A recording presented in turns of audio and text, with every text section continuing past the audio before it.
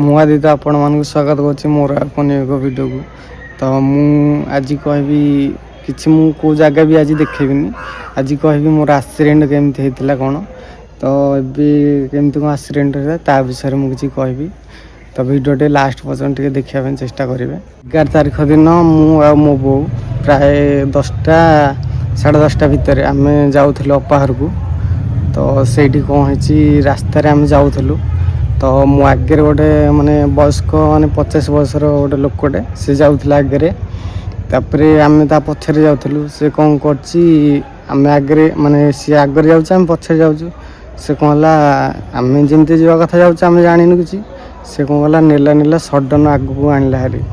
ଆଗକୁ ଆଣିବା ଫଳରେ ମୋ ଗାଡ଼ି କ'ଣ ତା ସାଇଡ଼୍ରେ ମାନେ ମାଡ଼ ହେବା ଫଳରେ ସେଠୁ କ'ଣ ହେଲା, ମୁଁ ଡାହାଣ ପଟ ସାଇଡ଼୍କି ପଡ଼ିଗଲି, ସେ ବାଁ ପଟ ସାଇଡ଼୍କି ପଡ଼ିଗଲା ଲୋକଟା। କିନ୍ତୁ ଲୋକଟା ଆଣିକି ସେପଟେ ଯେତେ ହିଟ୍ କରିଛି ନା, ସ୍ପିଡ଼ ଥିଲା ନା ସେତେବେଳେ ଟିକେ, ତ ଏଇ ଟାଇମ୍ରେ ଆମେ ଫୋପାଡ଼ି ହେଇକି ପଡ଼ିଲୁ। କିନ୍ତୁ ମୁଁ ଯେଉଁ ଘଷି ହେଇକି ପଡ଼ିଲି ରାସ୍ତାରେ, ତ ମୋର ଯାହା ଆଞ୍ଚୁଡ଼ା ହେଇଯାଇଛି। କିନ୍ତୁ ବୋଉ ଯେତେବେଳେ ପଡ଼ିଲା, ମୁଁ ବୋଉ ବସିଥିଲା ପଛପଟେ ନା, ସେଇଟା କ'ଣ ହେଲା, ସେ ପଛପଟେ ଲୋଉଟି ପଡ଼ିଲା ଯେତେବେଳେ ତା ମୁଣ୍ଡ ଫାଟିଗଲା ପଡ଼ିକି। ତ ମୋର ଦେଖନ୍ତୁ କେଉଁ ଭଳିଆ ଆଞ୍ଚୁଡ଼ି ହେଇଛି, ଏମିତି ହେଇଛି। ତାପରେ ଚପଲ ବି ଏମିତି ହେଇଯାଇଥିଲା, ଗୋଡ଼ ଏମିତି ହେଇଛି, ଯାହା ଅଳ୍ପ ଖଣ୍ଡିଆ ଟିକେ ଏମିତି ହେଇଛି। ତାପରେ ସଡ଼ନ୍ ଯେତେବେଳେ ମୋ ବୋଉ ପଡ଼ିଗଲା, ବୋଉର ମୁଣ୍ଡ ଫାଟିଗଲା।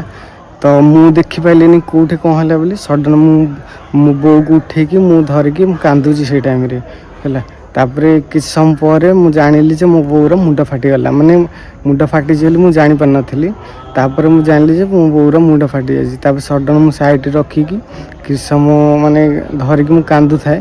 ଏଠି ସଡ଼ନଲି 4-5 ଜଣ ଗଦା ହେଇଗଲେ ଲୋକ।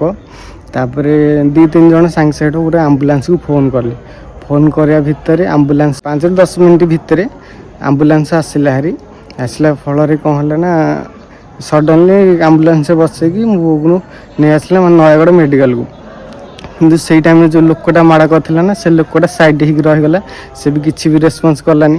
ତାପରେ ମୁଁ ଏଇ ଟେନସନ୍ରେ, ବୋଉ ଟେନସନ୍, ମୁଣ୍ଡ ଫାଟି ଯାଇଛି ବୋଲି ମୁଁ ଏଇଠି ଭାବୁଛି କ'ଣ ହେଇଗଲା କ'ଣ ନାହିଁ, ଏମିତି କାନ୍ଦୁଛି ମୁଁ ଟେନସନ୍ରେ ପୁରା। ତ ସେଇ ଟାଇମ୍ରେ ସେଇ ଲୋକଟା କିଛି ବି ରେସ୍ପନ୍ସ କଲାନି। ତାପରେ ମୁଁ ମୋ ବୋଉକୁ ଯେତେବେଳେ ଆମ୍ବୁଲାନ୍ସରେ ବସିକି ନେଲେ, ମୁଁ ସେଇ ଟାଇମ୍ରେ କ'ଣ କଲି, ମୋ ମୁଣ୍ଡ ଆଉ କିଛି କାମ କଲାନି। ମୁଁ ସାଙ୍ଗେ ମାନେ ନୟାଗଡ଼ ମେଡ଼ିକାଲ ମୁଁ ପଳେଇ ଆସିଲି। ସେଇ ଟାଇମ୍ରେ ସେ ଲୋକଟାକୁ ମୁଁ ଜଗି ପାରିଲିନି। କିନ୍ତୁ ସେ ଲୋକଟା ବି ମାନେ ଟିକେ ସମୟ ରହିଲା, କିନ୍ତୁ ଲୋକଟା ପଳେଇଲା।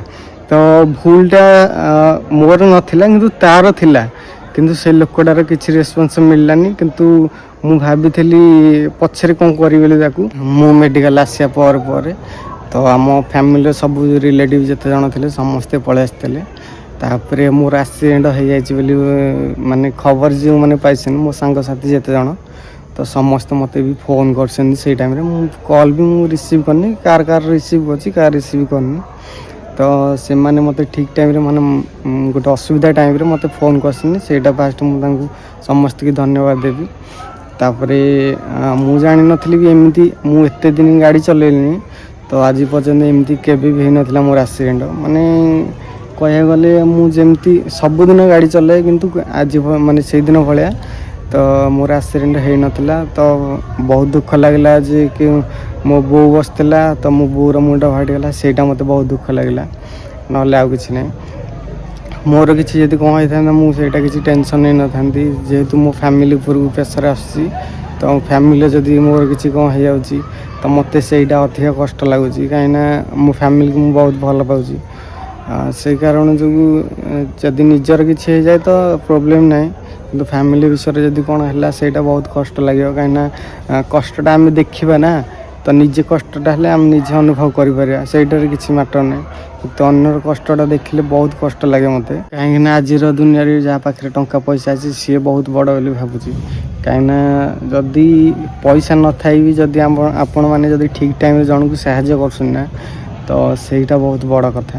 ତ ମୋର ଦେଖନ୍ତୁ କେଉଁ ଭଳିଆ ହେଇଛି, ମାନେ ଆଣ୍ଠୁରୁ ମୋର ପୁରା ଫାଳେ ନାହିଁ, ମାନେ ଚାଲିବାକୁ ପୁରା କଷ୍ଟ ହେଉଛି। ମୁଁ ଦେଖାଉଛି ଆଉ ଥରେ, ଦେଖିପାରୁଥିବେ କେମିତି ହେଇଛି। ତ ଚାଲିବାକୁ ମୋତେ ଟିକେ କଷ୍ଟ ହେଉଛି, କିନ୍ତୁ ତଥାପି କିଛି ପ୍ରୋବ୍ଲେମ୍ ନାହିଁ। ଇଞ୍ଜେକ୍ସନ୍ 2ଟା ନେଇଛି, ଆଉ 2ଟା ପରେ ଭାବୁଛି ଭଲ ହେଇଯିବ ବୋଲି ଭାବୁଛି। ପେନ୍ଟା ବି କମୁଛି ଆସ୍ତେ ଆସ୍ତେ। ତ ଶୁଖିବାକୁ ବି ଟାଇମ୍ ଲାଗିବ, କାହିଁକିନା ଆଣ୍ଠୁ ଘାଟା ତ ସେ ଘଷି ହେଇକି ଯାହା ଖଣ୍ଡିଆ ହେଇଛି, କଟିଯିବାଟା ଅଲଗା କଥା, ଏ ମାନେ ଘଷି ହେଇକି ରୋଡ଼ରେ ଏମିତି ଖଣ୍ଡିଆ ହେଇଛି ନା। ଯଦି ତମ ପାଖରେ ପଇସା ଅଛି ନା ତମେ ସବୁ କିଛି କିଣିପାରିବ, କିନ୍ତୁ କାହା ମନରେ ମାନେ ହସ ଦେଇପାରିବନି।